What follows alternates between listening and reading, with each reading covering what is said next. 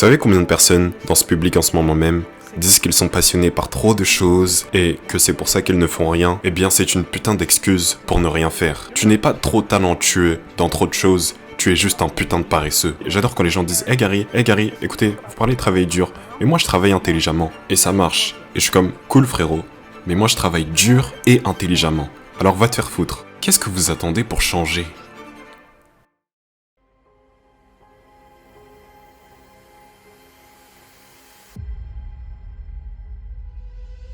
Vous savez combien de personnes, dans ce public en ce moment même, disent qu'ils sont passionnés par trop de choses et que c'est pour ça qu'ils ne font rien? Eh bien, c'est une putain d'excuse pour ne rien faire. Tu n'es pas trop talentueux dans trop de choses, tu es juste un putain de paresseux.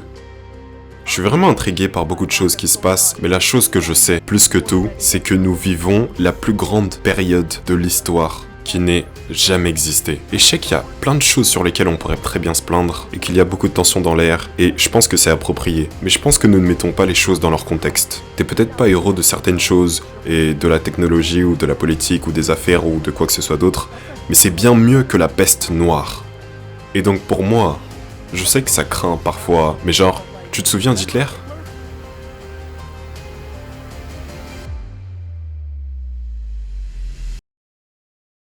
Et donc, je suis extrêmement optimiste. Je suis extrêmement positif sur ce qui se passe. Et tout ça, c'est grâce au cadre de cet exposé.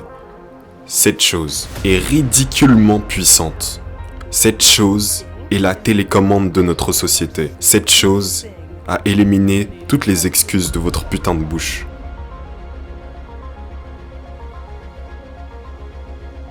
Cette chose a fondamentalement tout changé. Et je pense qu'en fait, nous le prenons pour acquis. J'aimerais vraiment que tout le monde comprenne le pouvoir qui est littéralement dans leurs mains en ce moment. C'est littéralement un outil de création et de distribution de médias qui aurait coûté des dizaines de millions de dollars si vous comprenez la distribution. Vous auriez dû tirer un satellite dans l'espace. Vous auriez dû acheter une presse à imprimer. Vous auriez dû acheter des camions. Vous auriez dû faire tant de choses.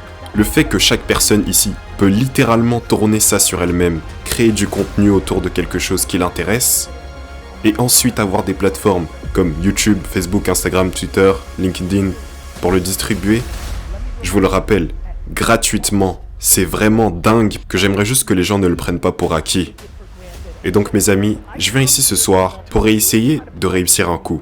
Est-ce que je peux vraiment prendre quelqu'un et modifier leur perspective sur ce qui se passe réellement? Je suis littéralement fasciné par l'incapacité d'être tenu responsable. Je suis fasciné par le fait que vous vous présentez et dépensez de l'énergie pour essayer de dire pourquoi vous n'avez pas de succès. Parce que ton grand frère a fait des conneries en 1996. La meilleure version de la vie que je n'ai jamais vue, c'est celle que je vis actuellement, qui est que personne ne peut te décevoir parce que t'attends jamais rien des autres. Vous voulez savoir pourquoi certains d'entre vous ne sont pas exactement là où ils voudraient être? Regardez profondément en vous-même sur quelles sont vos attentes envers les autres. Et puis les pires d'entre vous, c'est ceux qui font des choses et qui s'attendent à recevoir plus en retour. Le business de chaque personne, ou leur ambition, va grandir exponentiellement demain s'ils passent les 30 prochaines années en donnant du contenu gratuit pour toujours. Ça semble bizarre de faire ça. Où est la monétisation? Comment tu peux faire ça? En fait, la personne qui retient son souffle le plus longtemps gagne. C'est juste vraiment simple. Le problème est que il y a vraiment trop de gens ici qui ne sont pas juste patients.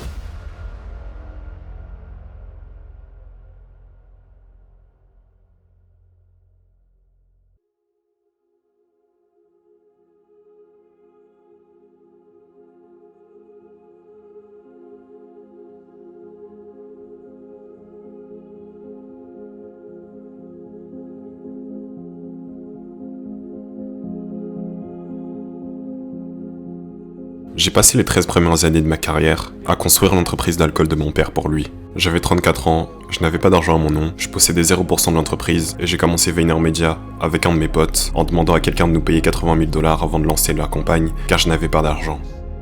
J'ai décidé de passer les 13 premières années de ma vie à travailler 15 heures par jour pour construire l'entreprise de mon père pour lui. Parce que je me sentais si reconnaissant pour ce que mes parents ont fait pour moi. Donc quand les gens me disent « facile pour toi » ou ceci ou cela, je suis comme « regardez mon histoire ». Mais tout le monde est si impatient. Le manque de patience et la raison pour laquelle les gens ne réussissent pas.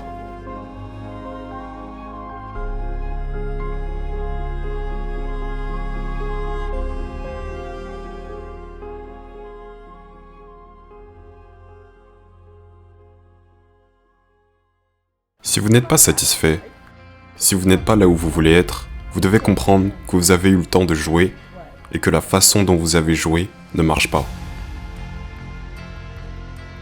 Et d'ailleurs, ce n'est pas un jeu d'argent. Si vous gagnez 57 000 $ par an et que vous êtes heureux comme tout, vous avez gagné. Parce que je connais des gens qui gagnent 8 millions de dollars par an, ils sont malheureux et détestent leur vie. C'était pas une histoire de dollars et de centimes, j'en ai rien à foutre de combien tu gagnes. Est-ce que tu te sens gonflé à bloc quand tu te réveilles? Genre, je dors à peine pendant ce genre de voyage. J'avais hâte d'être ici et de vous parler parce que j'adore ça. J'aime charbonner. Parce que je ne veux pas le truc. Je ne veux pas le truc. Tout le monde veut ce putain de truc. Tu veux le truc parce que ça comble le fossé de l'insécurité ou du manque de bonheur. C'est ça que tu veux. Tu veux des trucs sympas pour que les autres pensent que tu es bon. Parce que tu n'as pas confiance en toi. Genre, quand tu commences vraiment à comprendre comment t'en foutre de l'opinion des autres, pour de vrai, et je parle de votre conjoint, de vos enfants, de vos parents, les choses deviennent vraiment calmes ici. Et je cherche désespérément, j'essaie juste de vous faire réaliser, qu'est-ce que vous attendez pour changer ? La raison pour laquelle je parle d'aller visiter des maisons de retraite, c'est parce que je veux que vous voyiez à quoi ressemblent les regrets et le ressentiment à 90 ans. Parce que vous allez regarder un étranger qui n'est pas votre grand-parent, et il va se confier à vous. Vous parlerez, vous interagirez, et je vous promets que lorsque vous verrez le regret ou le ressentiment de quelqu'un de 90 ans pour ne pas avoir fait quelque chose, ou d'avoir vécu leur vie selon le point de vue de quelqu'un d'autre, c'est-à-dire leurs parents, vous serez tellement surpris que ça va complètement changer la manière dont vous faites les choses. Ça m'étonne toujours que l'estime des gens dans cette salle est basée sur le nombre de followers qu'ils ont sur Instagram. Ça me sidère qu'on fait certaines choses à cause de l'opinion des autres. La raison pour laquelle j'ai été capable de déployer de la patience est que quand j'avais 29 ans et que je travaillais pour le magasin d'alcool de mon père et que quant à eux mes amis étaient à Wall Street et gagnaient 200 000 $ par an, je n'en avais rien à foutre. Je m'en foutais parce que je savais comment ça allait finir. Je savais exactement qui j'étais. Je rigole quand vous pensez que je suis en train de faire quelque chose en ce moment. Je n'ai même pas encore commencé.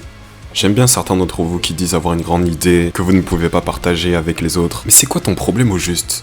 Les idées sont juste une commodité. Je peux donner toutes les idées de chaque entreprise qui va marcher. Je t'en donnerai des milliers. Dans l'e-sport, dans l'IA, dans le machine learning, la blockchain, la crypto. Et je vais continuer encore et encore. Je te donnerai tout. Je vais te donner toutes les choses. Le problème est que les idées sont comme savoir que vous devriez faire des pompes. Savoir que tu devrais faire des pompes versus faire des pompes. Il y a une grosse différence. La seule raison pour laquelle je parle de ça, c'est que ce n'est pas intéressant pour moi de m'asseoir ici et de vous dire de devenir plus intelligent. Imaginez si ce discours était du genre « Eh les gars, soyez plus intelligents ». Il n'y a rien de pratique là-dedans. La seule chose contrôlable et garantie pour toute cette audience est que si vous travaillez plus de choses peuvent arriver. Si vous travaillez... J'adore quand les gens disent hey Gary, écoutez, vous parlez de travailler dur, mais moi je travaille intelligemment et ça marche. » Et je suis comme « Cool frérot, mais moi je travaille dur et intelligemment. Alors va te faire foutre. »